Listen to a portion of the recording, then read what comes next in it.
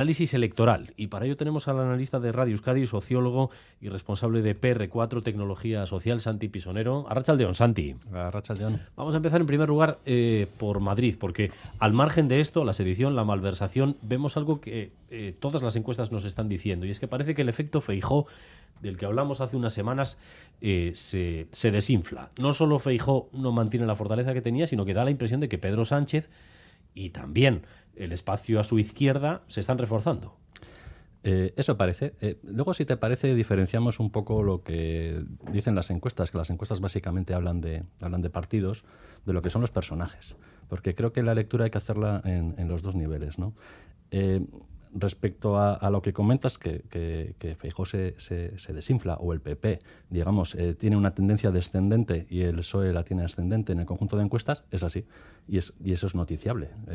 Por vez primera nos encontramos con un panorama en el que están confluyendo todas las informaciones que tenemos. De la cantidad de datos y de encuestas que se nos ofrecen, yo destacaría datos del CIS, que ya sé que el CIS pues es muy cuestionable, pero bueno, como repite siempre la metodología y tiene mucho músculo para hacerlo, las tendencias que da suelen ser acertadas. Otra cosa es que atine, pero las tendencias las da acertadas, ¿no? Y en este sentido, el trasvase de votos de gente que votó al Partido Socialista y pretende hacerlo al Partido Popular, pues en cuestión de 3-4 meses ha pasado de un 8,3% de gente que votó socialista para votar Partido Popular, que equivaldría a más de 500.000 de votos. El último estudio del CIS de noviembre pues lo sitúa en el 4,8%. Es decir, que prácticamente la mitad de la gente que el PP pescó dentro del PSOE se ha desenganchado del PP. Y claro, como es un enfrentamiento directo como en el fútbol, el resultado tiene más impacto, porque lo que se lleva a uno se lo quita al otro. Entonces, creo que este dato refuerza un poco esta idea de que la tendencia de uno es ascendente, la otra es descendente, y parece que ha habido un sorpaso, ¿no? Que ya todas las encuestas sitúan a uno por encima del otro. Otro dato interesante que evidencia esta evolución, hablando un poco ya del personaje, es que Feijóo inspiraba bastante confianza a un 21% de votantes del PSOE en julio, y ahora lo hace al 10%. ¿No? Esa era la diferencia que querías hacer entre personaje y bueno, no, me gustaría hacer luego un poco, siglas. Me gustaría hacer un poco más, si me permitís, ¿no? Hablar un poco de los personajes. Y por terminar con los datos y con las encuestas y con las tendencias, quiero decir que la tendencia importa porque es como una báscula en la que te pesas. Igual la báscula no es la perfecta, pero siempre tienes que pesarte en la misma, ¿no? Es lo que te dice cualquier nutricionista, o si tú quieres controlar tu peso. Entonces, aunque la báscula de tu casa no sea precisa y sea exacta y sea la mejor, te tienes que pesar en la misma báscula a la misma hora para ver la tendencia. Y los datos vistos así nos están dando esta fotografía, ¿no? Y es básicamente la del CIS, que es como la gran báscula de tendencias. Y por último, con el tema del impacto electoral que puede tener esto, quiero hacer hincapié, que suelo hacerlo, en que, ojo, que el trasvase en número de diputados, en número de escaños, de lo que nos dicen las encuestas, es muy difícil de prever. España es un país complejísimo en reparto de escaños por votos, tiene un montón de circunscripciones, tiene el sistema luego proporcional corregido, que es el sistema dentro de cada circunscripción, y las encuestas es muy difícil que te puedan atinar lo que va a suceder en Teruel, en Soria, que al final son las que muchas veces determinan las mayorías, ¿no? Decías, bueno, al margen de todo esto, quiero detenerme en los personajes. ¿Por qué? Sí, porque me parece relevante. Me parece relevante desde el punto de vista de la comunicación política y cómo se está reaccionando pues ante grandes eventos, ¿no? Son dos perfiles, el de Feijóo y el de Sánchez. Y yo creo que de los dos perfiles hay un líder, que es Sánchez. Los dos sobreviven en entornos muy hostiles, que son sus partidos políticos, ¿no? El fuego amigo en este caso suele ser el más difícil de esquivar. Y Feijóo, pues digamos que cuanto más presencia tiene en los medios, más va cayendo. Entonces, Feijóo podía tener un halo de buen presidente en una comunidad autónoma, pero ahora digamos que se expone mucho más. Y esta exposición parece ser que no le está haciendo bien.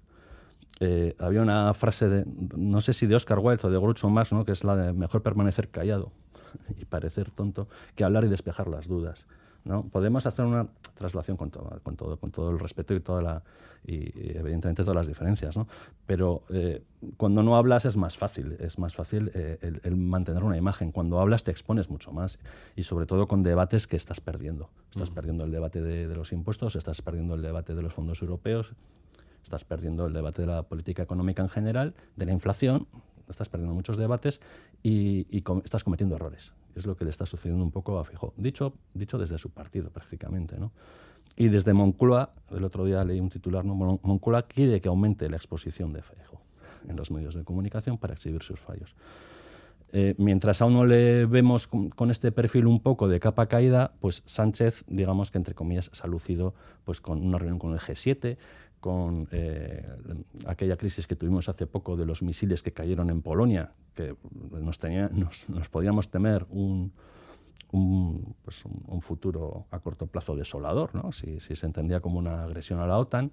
Y las fotos que circulaban y las imágenes que circulaban de Sánchez desenvolviéndose en estos entornos internacionales, hablando en inglés de tú a tú, que eso no todos los presidentes, bueno, no sé si alguno, no todos los presidentes son capaces de hablar de tú a tú y tomarse un café y hacer ese pasillo que es tan importante con gente como Biden, como Scholz de Alemania, ¿no? o como el presidente de Francia, pues creo que redunda en fortalecer la imagen de Pedro Sánchez como líder. Luego está el tema de si este ascenso del Partido Socialista con respecto al PP tiene que ver ya con las políticas y con las medidas, que es otro debate. Quizás también influye mucho lo que está haciendo Pedro Sánchez, igual que otros gobiernos, lo de las ayudas directas al combustible para que no impacte la subida de las hipotecas, energía, aquí lo estamos viendo también, ayudas a la emancipación, a la natalidad, eso acabará siendo rentable también. Tiene que serlo. Vamos a ver, España es un país que tiene a la mayoría de su población asalariada ganando menos de 20.000 euros al año, ¿no? La media son 25.000, pero ya sabéis que las medias las carga el diablo. Hay que ver otro tipo de estadísticos y bueno, pues la sociedad española no es excesivamente pudiente, con lo cual todas las medidas que se tomen para hacer un reparto de la riqueza efectivo es evidente que tiene que tener una repercusión electoral. El discurso liberal en España, pues hoy por hoy, efectivamente no tiene mucho sustrato. Además, venimos de una pandemia en la que ha cobrado como más protagonismo lo público. No se le daba tanta importancia antes a lo público quizá y te das cuenta de que lo que te salva es lo público, lo compartido. No pueden salvarse unos y morirse el resto porque te arrastran, ¿no? Eso sucedía sobre todo con el tema sanitario. Se veía o esto es para todos o nos acaba arrastrando, ¿no? Las desigualdades no son sostenibles en el tiempo.